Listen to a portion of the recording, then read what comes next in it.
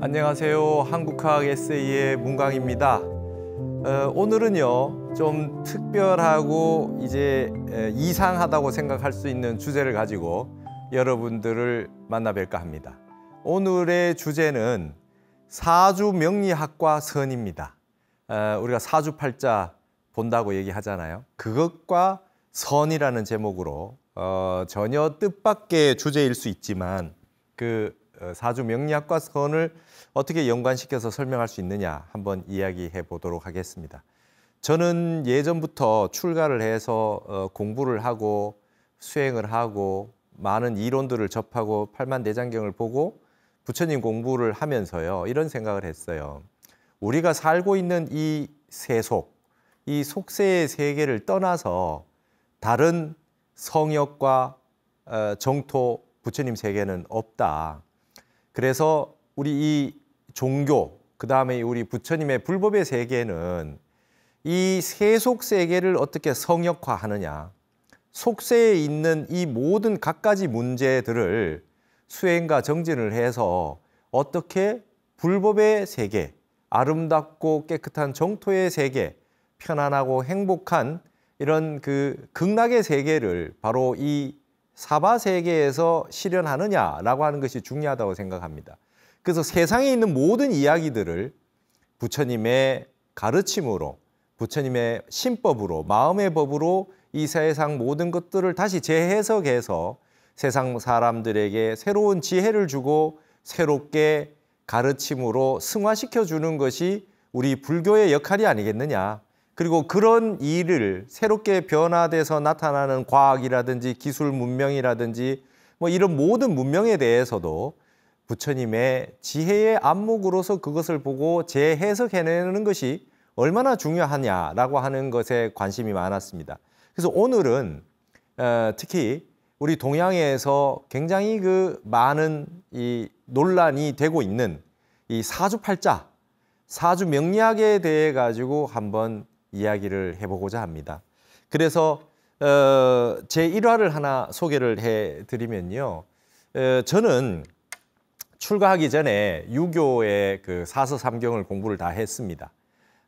어려서 초등학교 들어가기 전에 이미 한자를 배워서 천자문을 배웠고, 뭐 동몽성습, 명심보감을 다 공부를 했고, 이제 중학교에 들어갔을 때 대구에 그 향교가 있었는데요. 거기서 소원 이수락 선생이라는 아주 그 대선비이신 분께 논어도 배우고 통감도 배우고 그 시경도 배우고, 그렇게 중학교 때 방학 때마다 나가가지고 아침 7시에 거기 가서 아주 어르신들하고 같이 공부도 했어요. 그러고 나서 이제 고등학교 때도 한문, 한시를 공부하고 시도 짓고 이렇게 공부를 하다가 대학에 들어가서 중문학과에 들어가서 10년 동안 대학원을 다니면서 동양학을 공부를 했죠. 그래서 저는 주역까지 공부를 다 해봤습니다. 그런데 그 역대로 이 선비들은 말이죠, 사주팔자 그런 거 공부하면 안 된다. 이 의리역학을 하지 상수역학을 하는 것이 아니다. 지혜로서 철학으로서 공부를 하지 뭐 그런 거 가지고 사주팔자 공부하고 그런 거 아니다라고 하는 그 선비들의 정신에 입각해서 그런 걸 한 번도 공부해 본 적이 없었어요. 출가하고 나서 타너 스님을 만나게 됐지요. 타너 스님의 강의를 듣고 스님이 상수역학, 소강절과 같은 상수역학에도 아주 대단한 경지에 이르셨고, 미래에 대해서 점을 치거나 뭐 점성술, 그다음에 수학 이런 모든 방면에 대해서도 큰 대가라고 하는 사실을 알았는데, 그러면서 저는 알게 됐습니다. 외도는 없다. 바깥외자 외도는 없다. 내 마음이 개입이 돼서 부처님 마음으로 볼 수 있으면 전부 다 내전이다. 팔만대장경이다. 그거는 내 마음이 어떻게 그 사실을 보느냐에 따라서 다른 것이다. 그래서 우리가 육조단경에도 있듯이 심정이면 전법하여, 내 마음이 바르면 법화경을 내가 굴리고, 심사면 법화전이라, 내 마음이 삿되면 법화경이 나를 굴린다. 아무리 좋은 팔만대장경이라고 하더라도 그걸 읽고 있으면 훌륭하고, 그 외의 경전을 보고 있으면, 다른 세간의 글을 보고 있으면 잘못된 것이 아니라 내 마음이 바르면 내가 법화경을 굴리는 거고, 내 마음이 옳지 못하면 법화경이 나를 굴려서 내가 팔만대장경의 종노릇만 한다. 이런 그 육조 단경의 말씀도 있듯이 내가 어떤 안목으로 보느냐가 중요하다는 생각을 하게 됐어요. 그래서 유교나 도교나 수락이나 그런 것들도 거침없이 다 봤지만 바른 눈으로 봐야 되겠다. 부처님의 정견의 눈으로 보면 된다. 불교의 핵심 종지를 가지고 보면 되리라 이렇게 생각을 하고 있었는데 그러던 차제에 선언에서 정진을 하고 나와가지고 이제 몸을 치료를 좀 하러 나왔다가 1년에 교통사고가 4번이 났고 2년에 총 6번의 교통사고가 났어요. 내가 이렇게 출가해서 열심히 잘 살고 있는데 부처님 법대로 정말 깔끔하게 살고 있는데 왜 나에게 이런 일이 벌어지느냐, 왜 이렇게 되느냐, 굉장히 한탄스럽고 몸에 마비가 오고 뭐 그냥 목탁도 칠 수 없어서 참 힘들었던 세월이 있었어요. 그래가지고 그때 대학원에 다시 복학을 해서 논문을 쓴다는, 석사 논문을 쓴다는 그런 것밖에 선택을 할 수밖에 없었어요. 그러면서 집 밖에서 나가지 않았습니다. 어디 절에서 살 수도 없었어요. 소임을 전혀 볼 수가 없어가지고 속가 어머니가 혼자서 계신데 아주 뭐 지난주에도 말씀드렸듯이 매일 연공을 하시고 부처님 경전을 독송을 하시고 지금도 80대 후반이신데 매일 그 경을 읽으시고 그렇게 하루도 빠지지 않고 수행을 하고 계시는데 우리 속가 모친 정도 되면은 내가 가 있어도 되겠다 해서 거기 가서 밥 얻어먹고 한 8개월을 거기서 요양을 했습니다. 병원을 다니고. 그때 밖에만 나가면 사고가 나니까 나에게 왜 이런 일이 발생하느냐 도무지 알 수가 없다. 그래서 제가 마음을 먹었어요. 내가 이번에 사주 명리학을 한번 공부해 봐야 되겠다. 이치는 알아야 되겠다. 내 사주팔자 8글자는 내가 한번 해석을 해봐야지. 도대체 이 일이 왜 이런 일이 벌어지는지, 난 앞으로 어떻게 되는지. 밖에 나가자마자 계속해서 차가 와서 들이받으니 저는 운전해서 실수한 적이 별로 없는데 저한테 그런 일이 발생을 하니 도대체 이게 무슨 일인지 정말 알고 싶었어요. 그래서 이치적으로 내가 공부를 해봐야 되겠다 생각해서 사주명리학을 독학을 하기 시작합니다. 적어도 내가 동양학을 했던 선비의 그 학자였는데 이걸 어디 가서 배운다는 게 스님으로서 자존심도 좀 상하고요. 한문 아는데 내가 공부하면 되지 이 생각을 하고 이 명리학을 학문적으로 접근해서 딱 봤어요. 기본 서적을 다 보고 그러고 난 다음에 그 명리의 그 3대 그 고전 명리서 한문으로 된 책이 있더라고요. 그래서 적천수, 그다음에 자평진전, 뭐 궁통보감 이런 책들을 이제 한문 원텍스트를 가지고 보면서 강의도 들어가면서 했는데 스승은 없이 혼자 공부했습니다. 그렇기 때문에 저는 지금 이게 당당하게 제가 여러분들에게 이 불교 TV에서 이런 내용을 강의할 수 있는 것이 모든 그 보는 방법이 기본적으로 명리학 보는 방법이기는 하지만 저는 부처님의 제자로서 불제자로서 스님의 이 그 선의 마음으로 불교의 그 심학의 마음으로 수행자의 마음으로 이걸 새롭게 해석해서 보는 방법을 익혔습니다.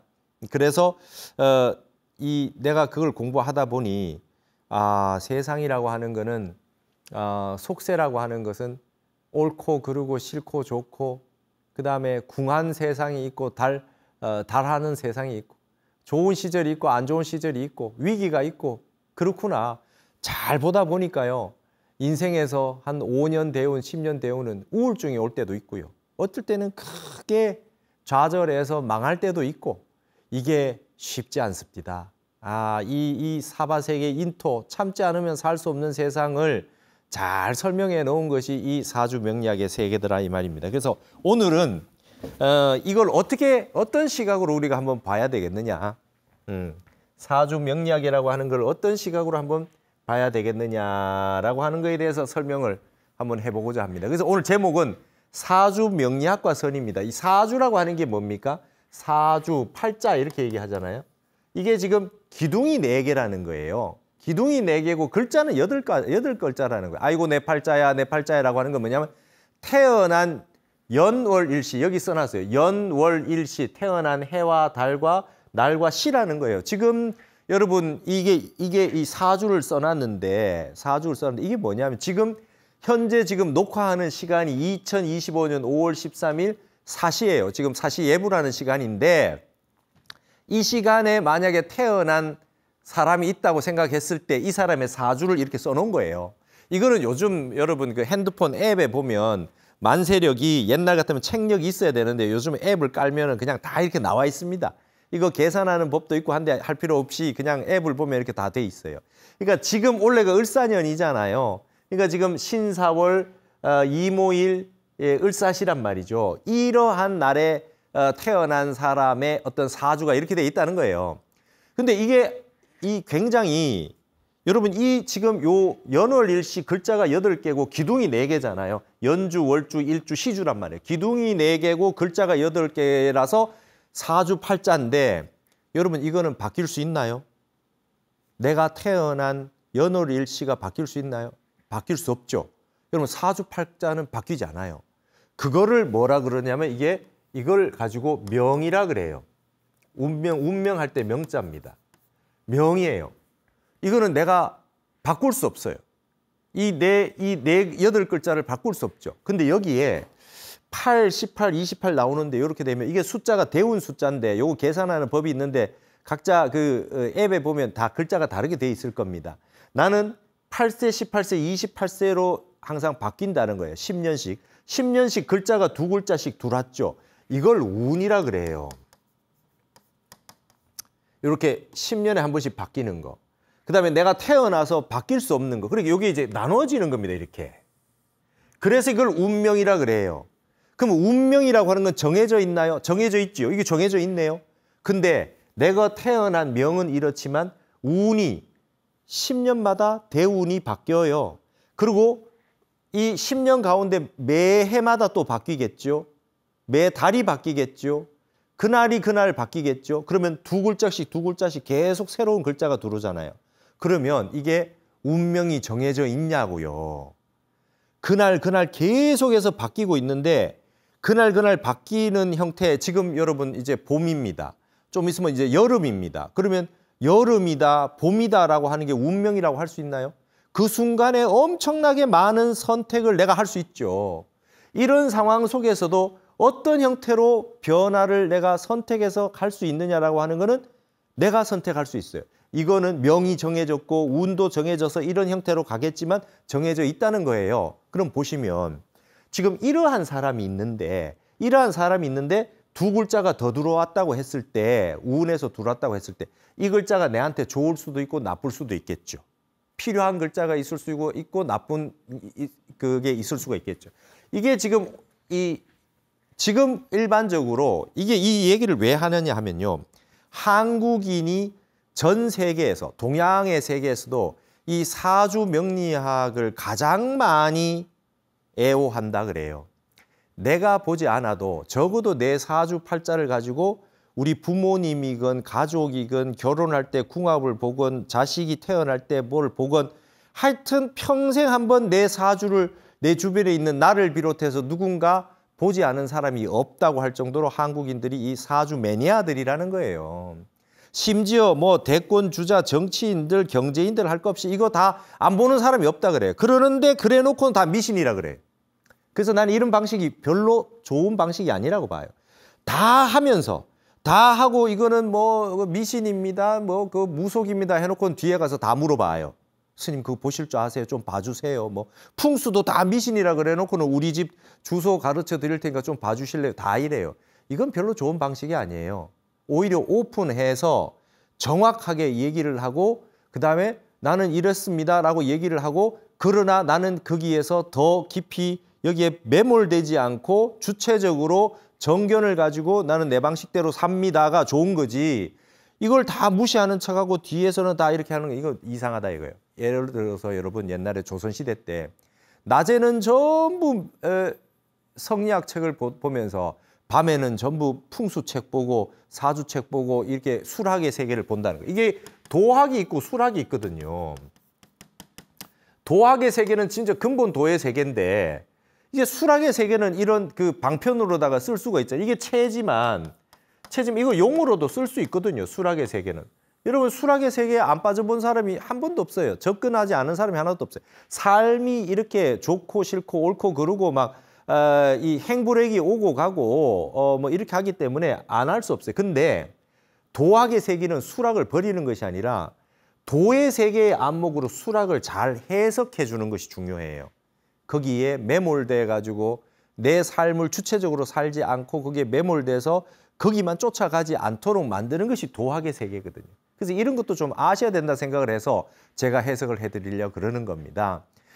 이런 거죠. 명은 말이죠. 명은 내가 타고난 내 몸이니까 차 같은 거라고 생각하면 돼요. 덩치가 크고 딱 이렇게 골격이 정해져 있고, 그죠? 사람이 좀 건강하고 말이죠.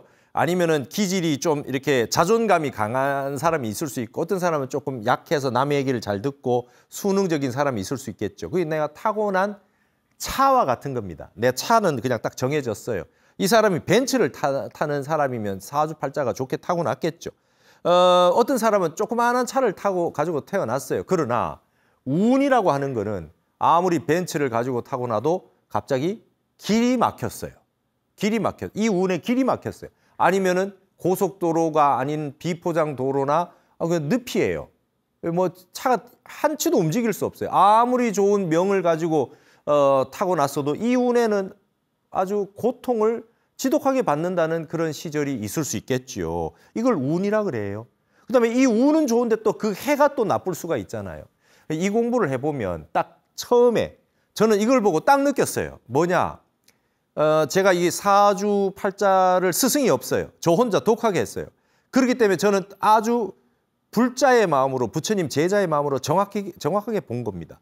이게 지금 여러분 오행이에요. 이게 다. 이게 을목이면 이 을은 목이고 사는 화고 뭐 이렇게 돼 있어요. 이게 이제 뭐 이렇게 좀 써볼까요?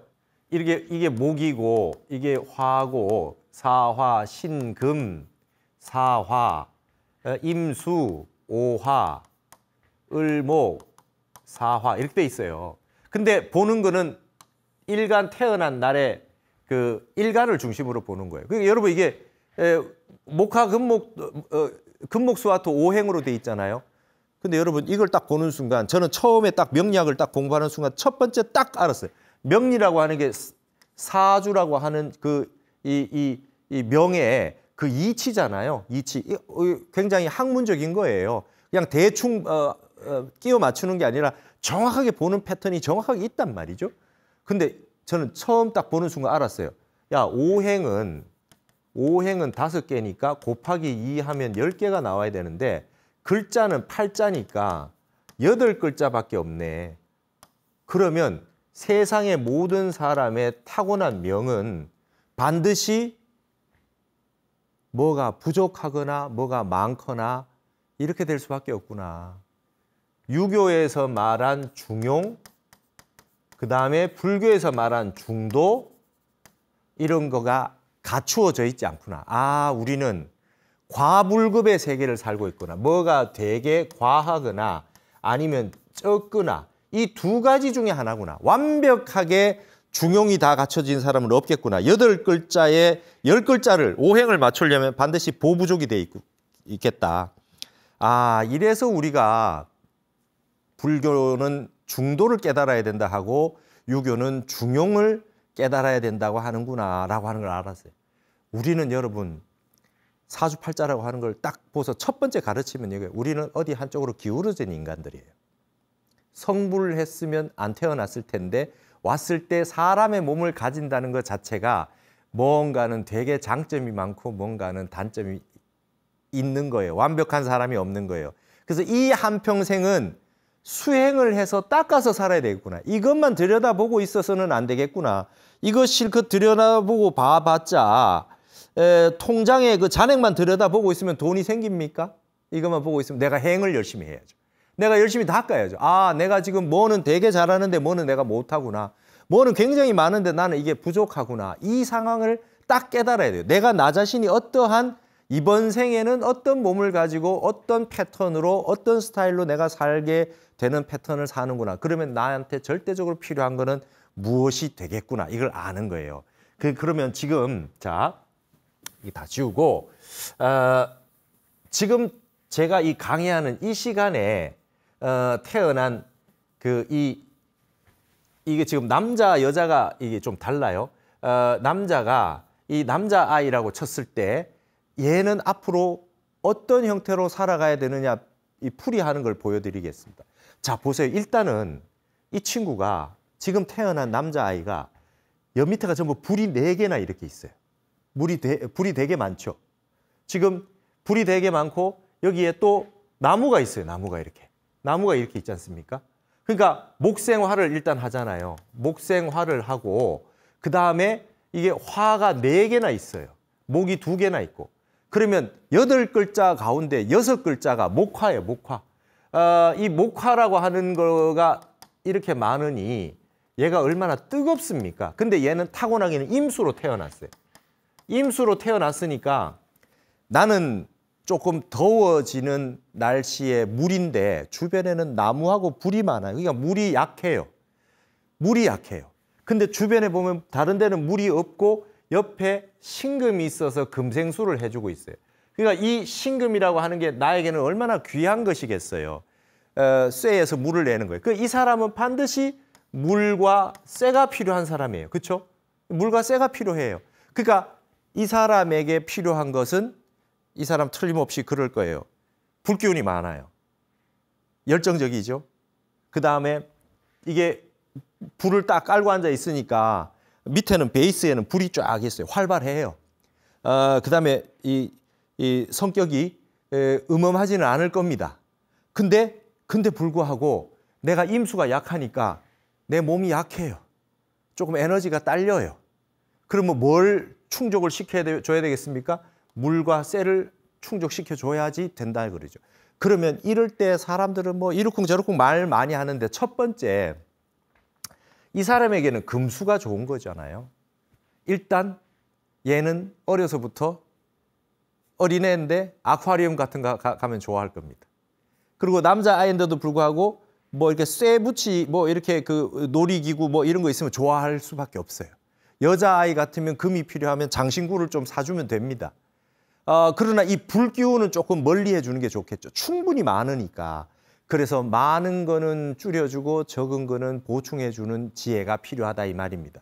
그럼 이름 지을 때도 금수 기운을 넣어서 이름을 지으면 되겠죠. 그렇죠? 여러분 우리가 훈민정음에 보면 기역, 니은이 있으면 예를 들면 금기운 같은 거 지읒, 치읒 글자 같은 거 집어넣어서 지어주면 이게 금기운이 되는 겁니다. 예를 들면 뭐 불기운 같은 경우는 니은, 디귿, 리을 넣어주면은 된다 이거죠. 이게 발음 오행에 있으니까. 그래서 이름을 지어주는 거예요. 이렇게 그런 형태로 많이 한다 이 말입니다. 근데 여기서 제일 중요한 것은 이렇게 태어난 아이가 앞으로 어떻게 될 거냐 이렇게 보는 거예요.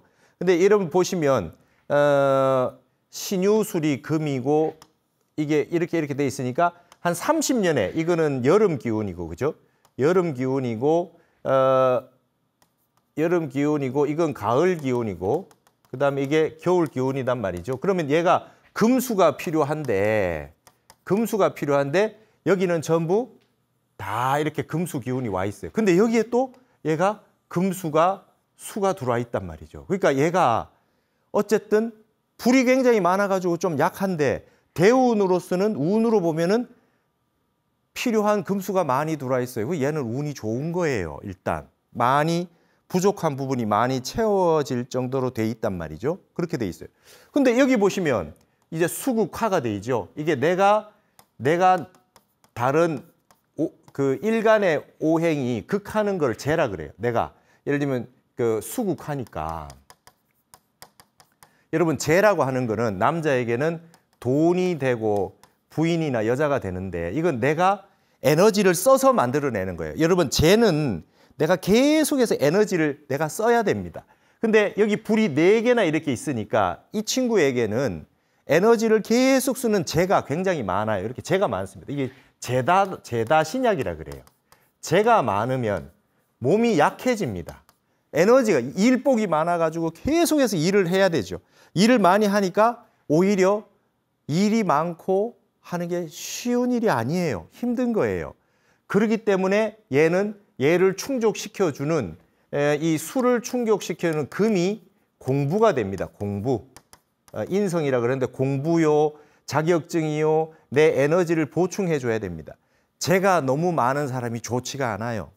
근데 또 나쁜 것도 아니에요. 이게 보충이 되면 되니까. 근데 중요한 거는 나를 극하는 오행을 나를 극하는 토국수니까 이걸 관성이라 그래요. 관이라고 하는 거는 직책이고 어디에 생활을 할 때 직장을 가질 때 나에게 극하는 존재가 될 수 있잖아요. 이거를 잘 조절을 잘 해야 내가 나를 극기를 잘 해요. 그래서 공무원들은 이 관이 있어야 돼요. 관이. 그러니까 내가 나를 컨트롤하는 기운입니다. 공부할 때는 나를 극하는 기운이 좀 있어야 공부를 할 수 있겠죠. 근데 여기 보시면 토가 이 관이 되고 그다음에 화가 재가 되잖아요. 그러니까 이게 어떻게 되냐 하면 화생토가 된단 말이죠. 그래서 이거를 재생관이라 그럽니다. 예. 무슨 말이냐 하면 여러분 돈이 많으면 자리가 생긴대요. 예를 들면 이건희 회장 같은 경우에 삼성 회장이 되니까 IOC 위원이 됐어요. 동창 중에 어디 회사 사장, 회장하고 있으면 네가 막 그냥 회장 좀 해라. 기부도 좀 하고 후원도 좀 하고. 그래서 재생관이 돼서 돈이 많아지면 직책이 많이 생길 수 있어요. 이게 재생관이라 그래요. 근데 여러분 관생제는 없어요. 이게 제가 공부했을 때의 사주명리학 가지고 배운 지혜입니다. 돈이 많은 사람은 베풀어 가지고 베풀 게 있어 가지고 명예직 같은 자리가 많이 생길 수 있지만 이 역행은 불가하다는 거예요. 역은 불가해요. 관생제는 안 돼요.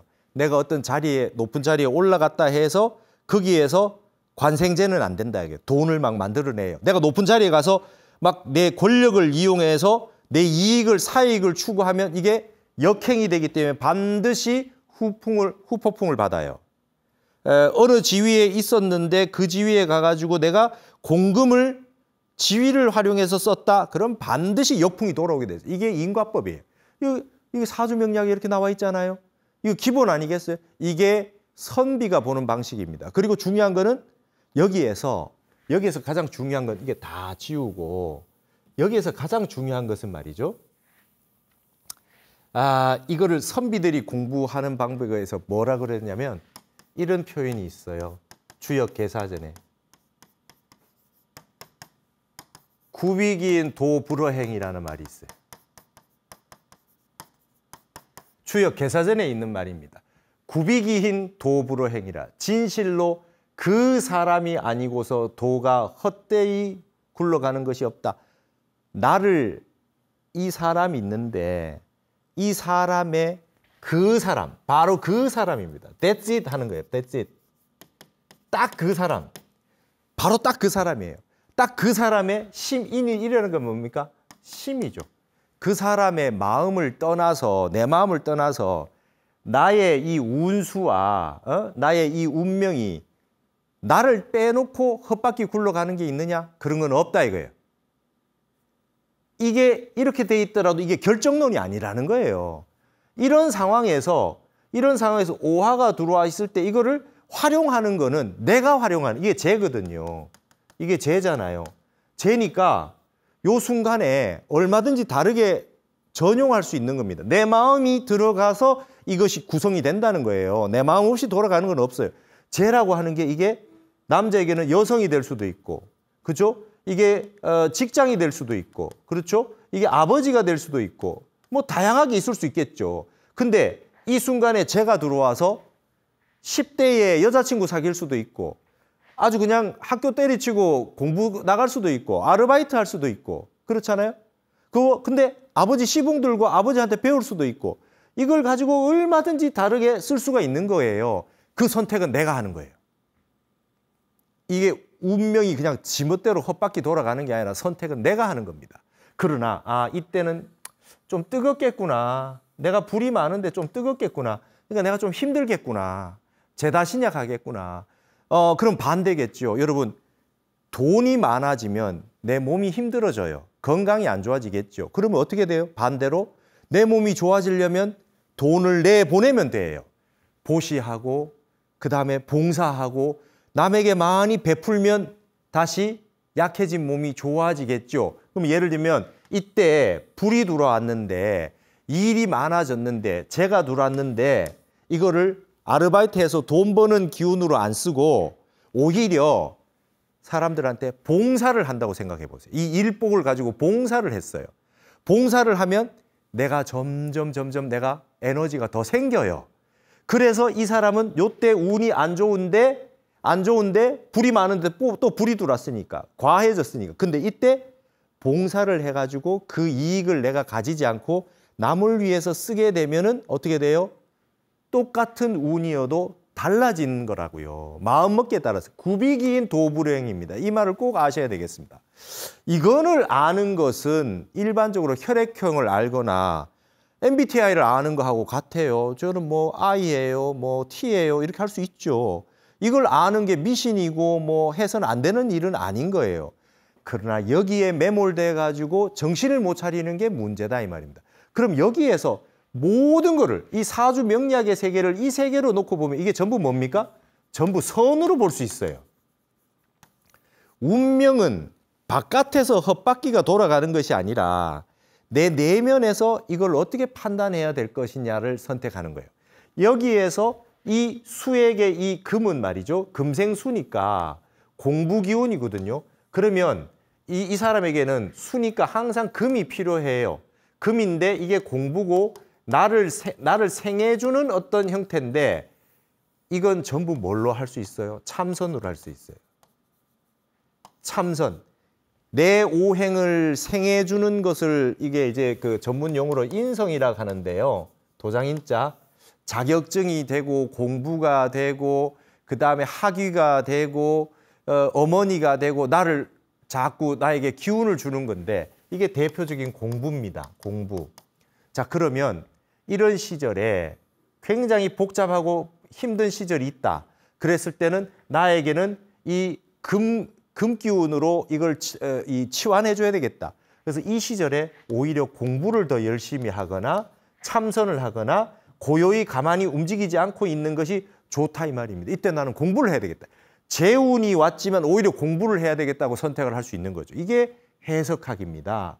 그래서 전부 이런 식으로 방식으로 해석해서 보는 것이 선적인 방식이죠. 어떤 형태로든 선적인 방식이에요. 자, 여기 보십시오. 만약에 이 신유술이라고 하는 게 금기운인데요. 금기운이에요. 금기운인데 이 친구에게는 이 30년이 일단 아주 좋은 겁니다.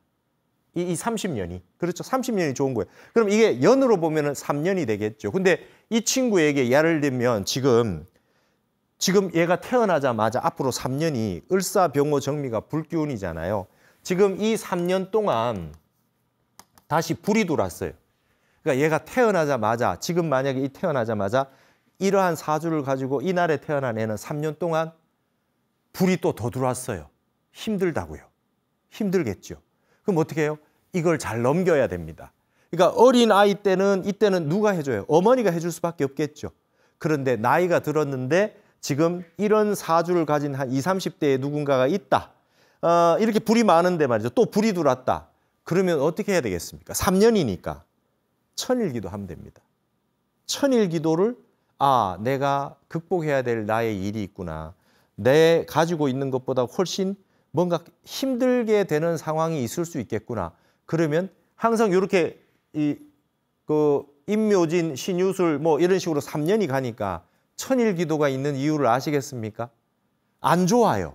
안 좋으면 어떻게 해도 일단은 이 기간이 지나가야 좋아진다는 게 사주 명리학의 패턴이니까 그러면 그 시절을 넘어가는 건 3년 수행하는 것이죠. 옛날에 이런 일이 있었대요. 금강산에 큰 도인이 있었는데 그때는 TV도 없고 사진도 없고 아무것도 모르니까 명성만 듣고 너무 고통에 시달리고 있던 한 분이 이 큰 스님을 찾아갔대요. 큰 스님, 어떤 큰 스님을 뵈러 왔습니다 하니까 한 스님이 딱 계시는데 이렇게 보셨다는 거예요. 근데 오늘 희한하게 이 사주라고 하는 게 관상을 잘 보시는 거는 관상하고 사주하고가 다르지 않대요. 이게 얼굴만 쭉 봐도 사주를 벌써 보실 수 있는 그런 이치가 있다 그래요. 관상을 잘 보시는 분들은. 큰 스님께서 이렇게 보시더니 참 힘든 시절에 왔거든요. 그러니까 그 스님 출타했다 그러시대요. 금강산까지 찾아갔는데 그 스님 출타했다. 그래요. 그 큰 스님 뵈려고 제가 멀리 왔습니다. 그러니까 그 스님 출타했다. 3년 뒤에 와라. 3년 뒤에. 3년 뒤에 한번 와봐라. 그러셨대요. 그러고서 그래요. 그리고 이 사람이 내려갔대요. 그리고 3년이 지나서 왔다는 거예요. 3년이 지나서 또 보니까 웬걸요? 맨 똑같은 그 스님이 계신 거예요. 그래서 어떤 스님 뵈러 왔습니다. 아유, 지난번에 뵀던 그 스님이시네요. 그 스님, 큰 스님 뵈러 왔는데 스님 계십니까? 이러니까 스님이 내가 그 스님이다 이래요. 스님 뵈러 그 멀리서 왔는데 왜 그러셨어요? 그랬더니 너를 보니 3년간은 그 어떤 일을 해도 되는 일이 잘 없겠더라. 아무리 큰 스님이고 뭐 도가 높아도 네가 스스로 너의 길을 개척을 해서 살아야지 뭐 어떻게 할 방법이 없었다. 이러시는 거예요. 그러니까 이 찾아온 분이 스님 저 3년 지나도 좋아진 거 하나도 없고 여전히 힘듭니다. 그랬더니 내려가서 조금만 기다려봐라. 이제 괜찮을 거다. 그랬다는 거예요. 내려가니까 진짜 괜찮아졌다. 이 3년 힘든 세월을 지나고 운이 바뀌었더라는 거예요. 그러니 여러분 힘든 일이 오면 이게 피하려고 해도 피할 수가 없어요. 태풍이 오면 어떻게 해야 되겠습니까? 맞아야죠. 그러나 밖에 돌아다니지 말고 무리하지 말고 그냥 태풍을 피할 수 있는 최소한의 방책을 해서 방 안에서 일단 태풍을 피해야 되지 않겠습니까? 제가 40살 되던 해에 39살 되던 해에 교통사고가 4번이 났어요. 그래서 제가 이걸 8개월 동안 이거 제 글자 이건 제 거 아니지만 이 4글자 8글자 공부하려고 8개월을 집중해서 이것만 한 건 아니지만 집중해서 공부를 해가지고 공부를 하다 보니까 이것만 알고 치우겠다. 나 뭐 별로 관심이 없고 이것만 알고 치우겠다. 내 것만 알겠다 하고 봤는데 한의사 선생님이 침을 혈자리에 정확하게 하나를 놓기 위해서 모든 혈을 공부를 다 해야 되듯이 내 거 하나 8글자 운 이거 보기 위해 가지고 모든 공부를 다 해야 됩니다. 공부라는 게 그랬어요. 그래서 제가 이렇게 보고 났더니 봤는데 제 걸 보니까 어떤 현상이 일어났냐면 그때 딱 보니까 제가 금극목의 상황이었어요. 금극목. 제가 이 목이 저에게는 이게 인성이에요. 공부고 이게 간목이었는데 간목이 공부고 수행인데 쇠기운이 들어와서 이걸 극하는 운이 왔는데 앞으로 5년이 더 남아 있습니다. 5년이. 그러니까 여러분 교통사고라고 하는 게 그죠? 교통사고라 하는 게 전부 뭡니까? 쇠가 내 몸을 치는 거 아니에요? 여러분 목이라고 하는 건 관절이고 뭐 뼈도 해당하고 간도 해당하고 눈도 해당하고 뭐 이런 거거든요. 그래서 쇠가 들어와가지고 내 몸을 근육, 몸을 이렇게 쳐버린 거지요. 그 운이 10년짜리 운이 들어와 있었어요. 그러니까 5년을 그 운을 겪었는데 앞으로 5년이 더 남아 있는 거예요. 와, 이걸 어떻게 하면 좋겠어요? 이게 지금 운이 이게 바뀔 수 없잖아요. 운은 또 왔잖아요. 그래서 그때 선원에서 정진하다 나와가지고 공부를 해야 되겠다. 왜냐하면 저에겐 공부니까 공부를 더 해야 되겠다. 그래서 그 다음 선택한 거는 그 다음에는 이제 방편으로 좀 선택을 했어요. 여러분 이 쇠라고 하는 게 말이죠. 돌도 쇠고 말이죠. 그죠? 그래서 이 석산이 다 쇠예요. 제가 보니까 해인사, 봉암사, 북한산 이런 데 살아가지고 해운정사 전부 다 바위산이었어요. 그러니까 지금은 좀 바위산을 좀 피해야 되겠다. 좀 편안하게 목산, 나무가 있는 목산, 조용하고 편안한 산을 좀 찾아 들어가야 되겠다 해서 제가 분당에 있는 청계산에 한국과학중앙연구원 박사를 들어갔어요. 그리고 다른 사람하고 되도록이면 이렇게 싸우지 않도록 옆에 아는 사람들이 별로 없는 곳에 가서 혼자 묵묵히 공부만 한번 하리라. 앞으로 5년이 그런 운이 남았으니 그렇게 한번 하리라 하고 제가 한국과학중앙연구원에 들어가서 타너 스님 연구를 7년을 했어요. 아무것도 안 하고 공부만 했습니다. 청계산은 관악산이 그 악산이잖아요. 근데 청계산은 그 음적인 산이거든요. 그래서 관악산에 가면 장군봉이 있는데 청계산에 가면 옥녀봉이 있어요. 청계산은 부드럽습니다. 편안합니다. 그래서 지금은 좀 고요한 목산에 들어가 가지고 좀 정진을 나에게 필요한 공부를 해야 되겠다. 일체 12장단에 끄달리지 말고 나는 아주 이 공부만 아주 철두철미하게 해야 되겠다 하고 7년 동안 칩거해서 공부만 했어요. 그러니까 이런 식으로 이 사주 명리학이라고 하는 것도 방편으로 쓸 수 있는 거지요. 이 친구 같은 경우는 물이 필요하지 않습니까? 물이 필요해요. 그러면 어머니 같은 경우에 얘를 어떻게 하면 되겠습니까? 수변 공원에 한 번씩 데리고 가서 산책을 시켜주면 얘가 좋아할 겁니다. 그렇겠지요? 집에다가 이렇게 아쿠아리움 같은 이런 사진 같은 거 해놓으면 좀 좋아할 겁니다. 어쨌든 조금이라도. 그리고 얘는 저녁에 이게 밤이니까 저녁에 음식을 잘 먹이고 되도록이면 낮에 에너지를 너무 많이 써서 땀 뻘뻘 흘리고 하는 이런 운동을 좀 시키지 말고 예를 들어서 뭐 수영을 좀 시켜준다든지 뭐 이런 게 조금 오행적으로 약간 도움이 될 수는 있겠죠. 중요한 거는 그것보다 더 중요한 거는 마음가짐입니다. 이 친구는 재가 많구나. 그러면 여기에 보면 이게 재가 전부 다 여성이잖아요. 남자에게 이게 다 여성이거든요. 여성을 조심해야 된다. 평생. 이런 게 있어요. 그리고 중요한 건 여기서 봤을 때 굉장히 중요한 게 뭐냐면 여기에 이 태어난 달이 사인데요. 이게 해거든요. 사해충을 합니다. 보통 50대에 하나, 둘, 셋, 넷, 다섯, 여섯 번째 운에서 여섯 번째 운이 올 때 반드시 태어난 달하고 충을 하게 돼 있어요. 누구나 다 그렇습니다. 누구나. 이것은 뭐냐면 인생을 환갑을 살게 되면 60갑자잖아요. 60갑자에서 환갑이라고 하는 게 갑이 한번 내 갑자가 돌아오는 거거든요. 이 친구 경우에는 을사년이 다음 60년 뒤에 을사년이 올 겁니다. 그때 대운은 반드시 월지하고 충을 하게 돼 있어요. 환갑이 오면 지금 살았던 인생에 한번 충이 들어옵니다. 그래서 일평생 한번 쭉 60갑자를 살고 그 다음부터는 살아봤던 생이 오는데 변화가 크게 와요. 그래서 여러분 환갑잔치를 원래 하는 겁니다. 요즘은 뭐 칠순잔치하고 이렇게 해서 60년 그 환갑을 누가 챙기냐 하지만 그게 아니고 60갑자가 지나고 나면 그 다음에 새로운 갑자가 없어요. 그래서 60갑자 다음에 오는 갑자들은 전부 내가 한번 살아봤던 갑자예요. 그러면서 인생에 커다란 변화가 옵니다.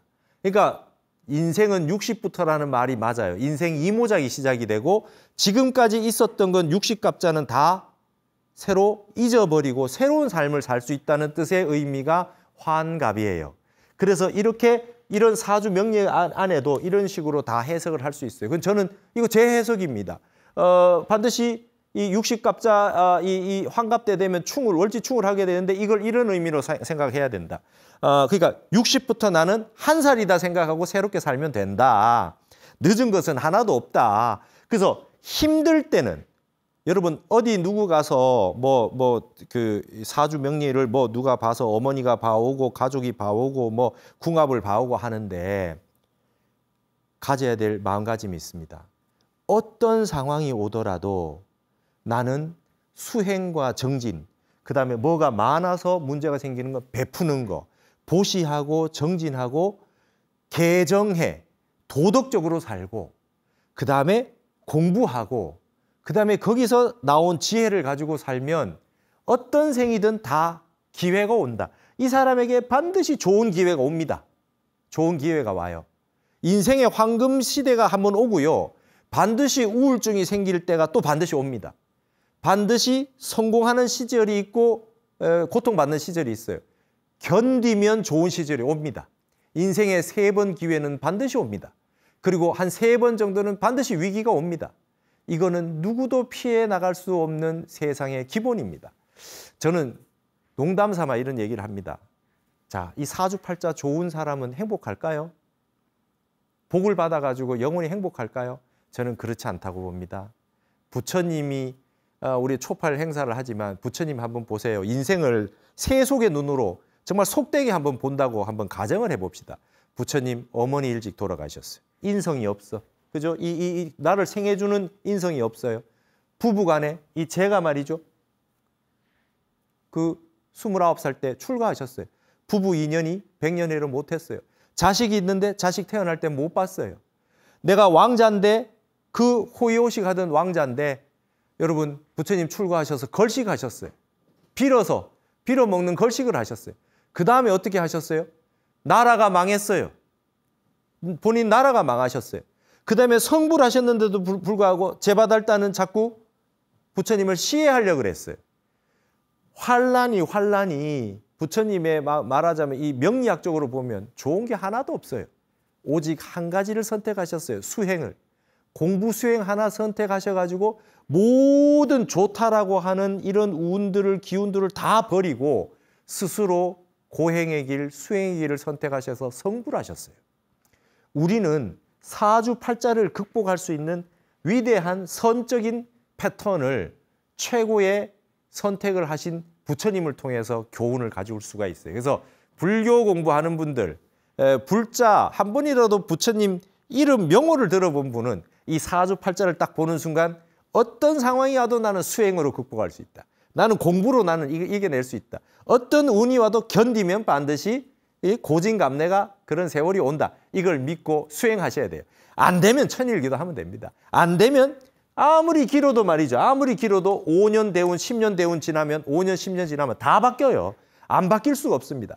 영원히 잘 되는 사람은 없다, 이 세상에. 그러니 이때 좋았던 데가 문제가 이 병화 같은 이런 시절에 안 좋았을 때 터집니다. 옛날에 내가 해놨던 과보가 안 좋은 운에 와서 터지게 되는 거예요. 이걸 피해갈 수 없다. 인과법을. 이런 식으로 한번 보시는 건 어떻겠습니까? 자, 이런 식으로 본다면 명리학도 동양학의 한 영역으로 인정해 줄 수 있지 않을까요? 나와 똑같은 사주팔자를 가진 사람을 만나기가 50만 분의 1 정도 된다 그래요. 이 정도 되면 이것도 엄청난 어떤 철학적인 우리 삶을 살아가는 수락으로서 채와 용이 있는데 용의 방편으로서 한 번은 관심을 가져볼 필요도 있겠다. 그거를 지혜롭게 써야 되고 그게 미신적인 어떤 형태로 빠져들어가지 않는다는 것을 공부로서 이겨낼 수 있는 사람들은 이것을 이런 식으로 관점으로 한번 보시면 여기에 빠져들 때 이 문제가 생기지 않고 잘 이겨낼 수 있을 거라고 봅니다. 세속을 성역화하고 수락을 도학으로 전환시키고 우리가 중생살림살이를 부처님의 마음으로 보는 방식으로 사주명리학도 선적으로 한번 봤으면 좋겠다라는 그런 말씀을 남기고 오늘 한국학 에세이는 여기서 모두 마치도록 하겠습니다. 감사합니다.